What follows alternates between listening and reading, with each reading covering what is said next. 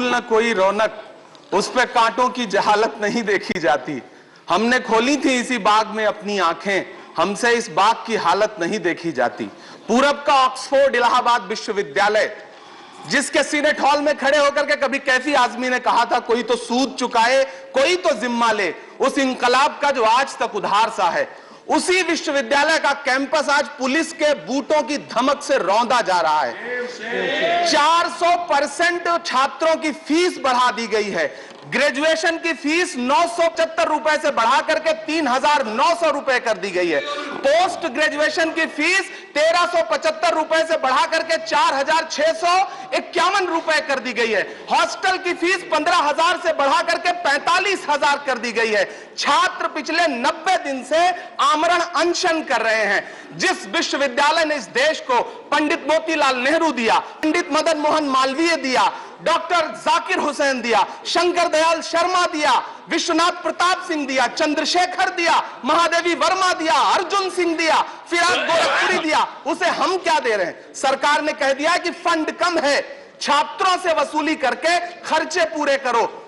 सभापति महोदय, जिस छात्र संघ भवन में इलाहाबाद में कभी अंग्रेजों के खिलाफ शहीद लाल पदमधर ने छत पे खड़े होकर के बगावत का बिगुल फूंका, जान दे दी, आज उसके गेट पर ताला जड़ दिया गया है ताकि छात्र नए अंग्रेजों के खिलाफ आवाज न उठा सकें। सभापति महोदय, देश के विश्वविद्यालय के कैंपस कराह रहे हैं, देश के विश्वविद्यालय के कैंपस कराह रहे हैं। हमारी आंखों में आज भी जामिया की लाइब्रेरी में भरी गई आंसू गैस की जलन मौजूद है। हमारी आंख में आज भी हैदराबाद विश्वविद्यालय के बाहर रात में खुले छत के नीचे सोए हुए रोहित वेमुला की आखिरी तस्वीर मौजूद है। हमारी आंख में आज भी, हमारे कानों में अलीगढ़ यूनिवर्सिटी के कैंपस में पुलिस के राइफल के कुंदों से तोड़े गए दरवाजों की चीखें मौजूद हैं। सभापति महोदय, आपकी आंखों के सामने ये जो तस्वीर टंगी है शिक्षक राधापल्ली सर्वकृष्णन जी की,